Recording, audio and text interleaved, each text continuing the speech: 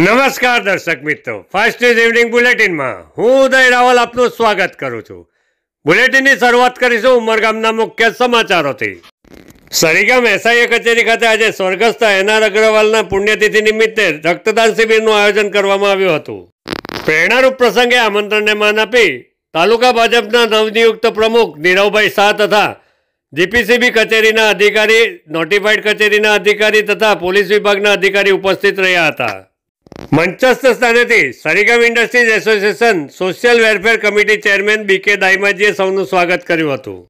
કાર્યક્રમમાં મોટી સંખ્યામાં દાતાઓ ઉપસ્થિત રહ્યા હતા। કાર્યક્રમમાં ઉપસ્થિત દાતાઓ તથા ઉદ્યોગકારોનો સરીગામ ઇન્ડસ્ટ્રીઝ એસોસિએશનના સેક્રેટરી કૌશિકભાઈ પટેલ તથા એડવાઇઝર કમિટીના ચેરમેન શિરીષભાઈ દેસાઈએ આભાર પ્રकट કર્યો હતો। दुनिया के वैज्ञानिकों ने विज्ञान ने बहुत बड़ी प्रगति की है, मगर आज तक रक्त का विकल्प नहीं ढूंढ पाए। कोई ऐसी फैक्ट्री नहीं जिसमें रक्त बन सकता है, कोई ऐसी लेबोरेटरी नहीं जिसमें रक्त का उत्पादन करके और रक्तदाता को जरूरत के समय दिया जा सकता है।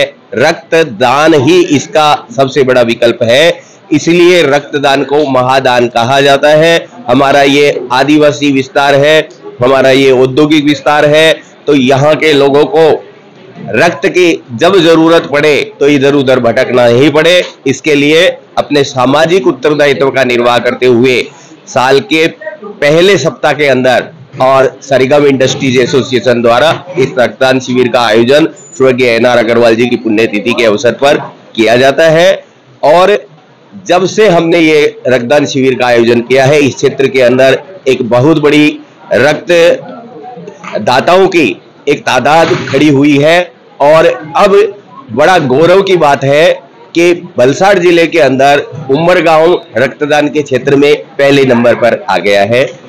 आज का ये जो कार्यक्रम है, इसके अंदर जिस बढ़ चढ़ करके जिससे हमारे औद्योगिक क्षेत्र के रक्तदाता आ रहे हैं, उसमें सबसे बड़ी बात है कि नए नए रक्तदाता जो रक्तदान करने में झिझकते हैं, वो भी आगे आकर के ये रक्तदान कर रहे हैं।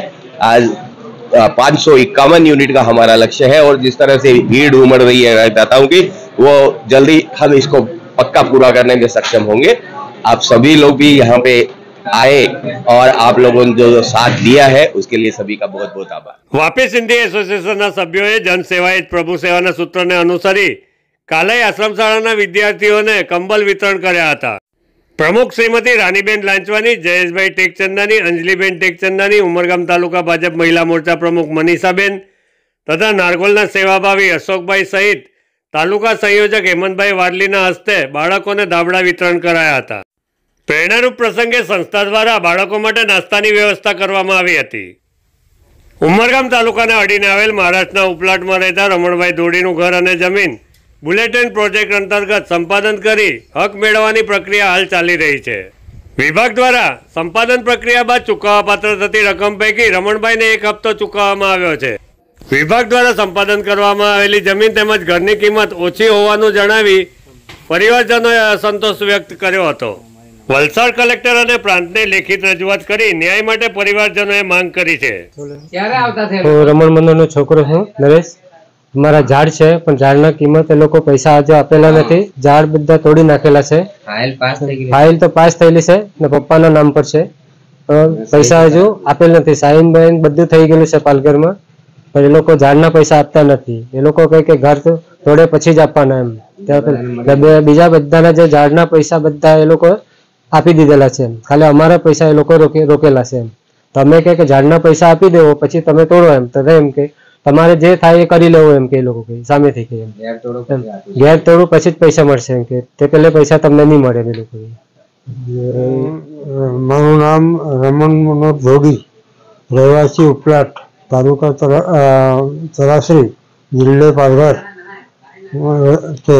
અને મારું ઘર મકાન બુલેટ ટ્રેનની અંદર પ્રોજેક્ટમાં જાય છે, તો અમને જે પૈસા મળ્યા છે, અમે બુલેટ ટ્રેનના અડધા પૈસા લીધા છે 50%, પણ એ લીધા પછી અમને ખબર પડી કે અમારું જે વળતર જોઈતું હતું એ વળતર સરકારે બરાબર આપ્યું નથી।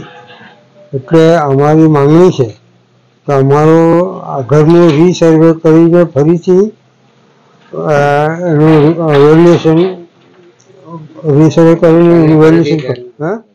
વલસાડ જિલ્લાના પારડી મોતીવાડા ગામ નજીક રેલવે ઓવરબ્રિજ પર ગઈ રાત્રે ગંભીર અકસ્માત સર્જાયો હતો.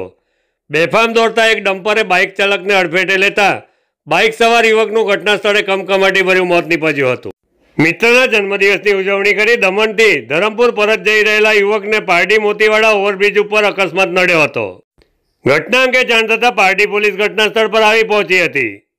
અકસ્માતમાં ભોગ બનનાર યુવકના મૃતદેહને પીએમ માટે રવાના કરી નાસી છૂટેલા ડમ્પર ચાલકને ઝડપી પાડવા પોલીસે ચક્રો ગતિમાન કર્યા છે. મોતીવાડા ગામનો માજી સભ્ય છું ગાંગીય કૃષ્ણકાંત પટેલ. અત્યારે મોતીવાડા બ્રિજ પર એક એક્સિડન્ટ થયેલ છે બાઇકનું. એક ડમ્પરે ભાઈને ઉડાવેલો છે. એ લોકો 2 જણા વ્યક્તિ બેઠેલા હતા. શરૂઆતમાં એવું જાણવા મળેલું છે કે એ ધરમપુરના અવધા ગામનો રહેવાસી છે. ખરેખર અહીંયા અવારનવાર વારાઘડીએ બહુ જ અકસ્માત થતા રહે છે. એનો બ્રિજ તો ખરેખર જીવાદોરી સમજ બન્યો છે, પરંતુ આ લાઇટ નથી બ્રિજ પર. અમે વારંવાર રજૂઆત પણ કરી છે, પરંતુ આ લાઇટના અભાવના કારણે આ વારંવાર એક્સિડન્ટ થાય છે અને બ્રિજના ઉપર સાંકેતિક નિશાનો પણ અભાવ જણાય છે. તેના કારણે પણ રાત્રિ દરમિયાન ગાડી ચલાવનારને ખબર પડતી નથી અને બ્રિજના વચ્ચેના ભાગે જે ટર્નિંગ આપેલો છે એ ટર્નિંગ જે ખરો એમાં ખ્યાલ નથી આવતો લોકોને, સામેથી આવવાવાળા વ્યક્તિને. એટલે તેના કારણે એક્સિડન્ટો બહુ વારંવાર થાય છે આ બ્રિજના ઉપર અને ઘણાની જાન જાય છે. અહીંયા વલસાડના તિથલ રોડ ઉપર જર્જરિત ઇમારતમાં શંકાસ્પદ ઇસમોની અવરજવર બાબતે સ્થાનિકોએ પોલીસને જાણ કરી હતી. સ્થાનિકોના જણાવ્યા બાદ પોલીસે સ્થળ ઉપર પહોંચી શંકાસ્પદ ઇસમને ઝડપી પાડ્યો હતો. વલસાડના ખજોડી ગામ 3 રસ્તા પાસે રિક્ષા વીજ પોલ સાથે અથડાતા અકસ્માત સર્જાયો હતો. અકસ્માતમાં રિક્ષા ચાલક સહિત કુલ 7 લોકોને ઈજા પહોંચી હતી. 108ની ટીમને જાણ થતાં ઘટના સ્થળ પર આવી પહોંચી હતી. ઈજાગ્રસ્ત લોકોને વલસાડ હોસ્પિટલ ખાતે ખસેડવામાં આવ્યા હતા. અકસ્માતની નોંધ લઈ વલસાડ ગ્રામ્ય પોલીસ દ્વારા કાયદેસરની કાર્યવાહી હાથ ધરાઈ છે. વીજ પોલ સાથે અથડાયેલી રિક્ષાના ફૂરચે ઉડી ગયા હતા. ફાસ્ટ ન્યૂઝ ઇવનિંગ બુલેટિનમાં આજે બસ આટલું જ. આવતીકાલે ફરી મળીશું. નમસ્કાર.